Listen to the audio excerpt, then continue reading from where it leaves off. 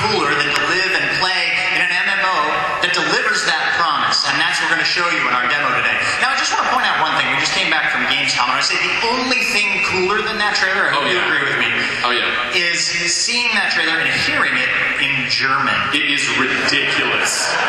There's nothing like a German Sith. I think you can hear that on our website. You should check it out on the website. Und jetzt, euer Republik fallen. Very nice. Awesome stuff. All I learned was Heimmeer beer. Yeah, that was there too. Okay, so the event you just saw was called the Sacking of Coruscant. It's an important event in the history leading up to our game. Now, if you want to find out more about the history of the Star Wars universe and leading up to the Old Republic, we've teamed up with Dark Horse Comics. You can go to our website. We've got some webcomics that tell the events from the Sacking of Coruscant leading up to this event, and we've got some video timeline pieces that go way back into Star Wars history and lead us up to the Sacking of Coruscant, so be sure to... Yeah, so if you really want to nerd it out, and I think you do, you should check all that stuff out. It's good stuff. That's right. So we're almost to the demo, I promise, but we want to talk about story again really quickly. So, how do we put great story into an MMO? How do we do that, Blaine? Well, we feel that story drives choice, and choice drives action. Are you with me? I'm with you. I'm very with you. Alright, but if you've played previous BioWare games, and we know all of you have, you know that... Yeah. Thank you. You know that the choices in BioWare games are not about simple choices, about important choices that matter, that are emotionally engaging, and that actually have an impact on the gameplay. That's what we're going to show you today. So we're going to jump into it now, and I want to point out before we start, what you're seeing today, very important, live demo. So we've got two great demos here. We already pointed out Jake Neary, producer from LucasArts, Tim Temmerman, associate producer from LucasArts. They play real good. They play real good. And again, just want to thank the technical staff and our marketing crew and everybody, and let's show them the game. Absolutely. All right, we're going to start you off on the planet of Hutta. Now, it's worth pointing out this is the first time that Hutta has been a fully realized planet in the Star Wars universe, and we're showing you our bounty hunter class.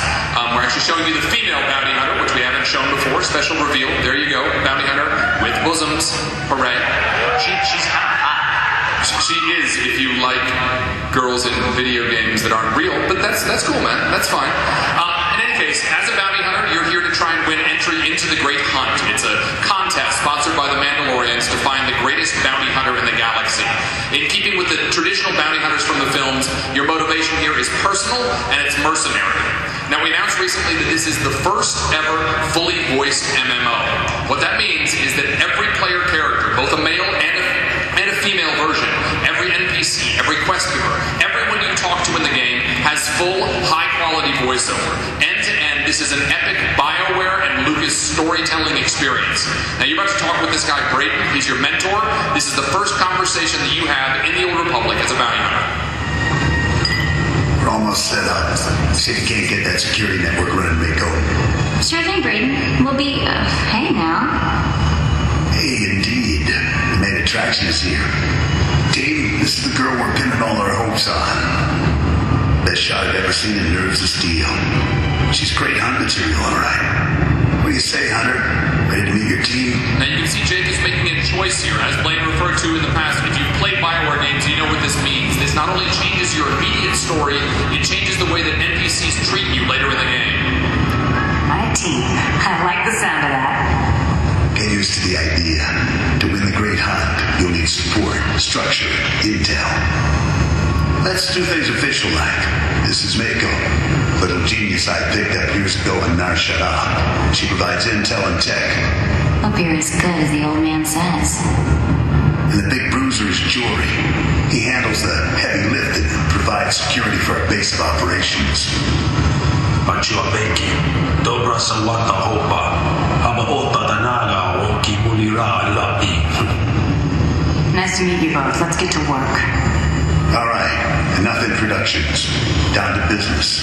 We're here because the Great Hunt has been called.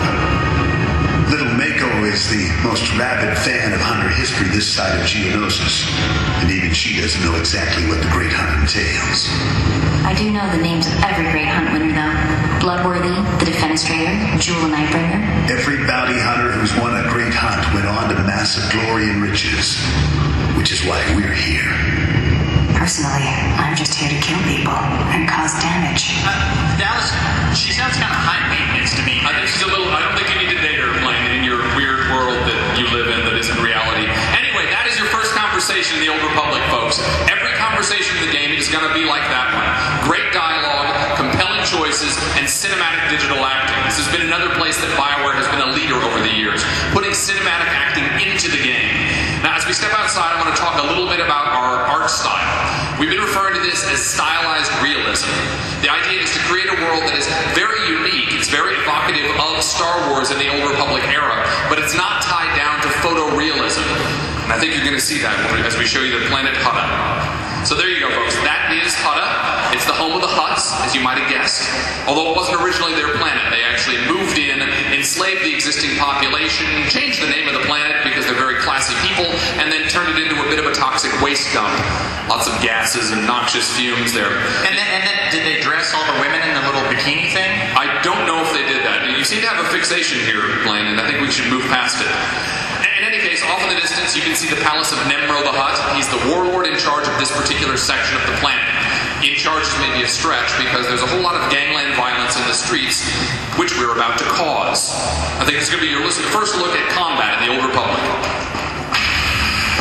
So obviously, the Bounty Hunter is a ranged class. She has a blaster.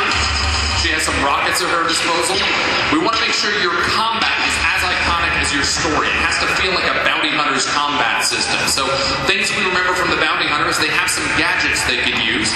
So when she doesn't want to take on 3 at a time, starts off with a little stun dart, then comes up close and takes them out with a flamethrower. Obviously she wants to maintain range, but if she has to get up close, she handles it the way a Bounty Hunter should.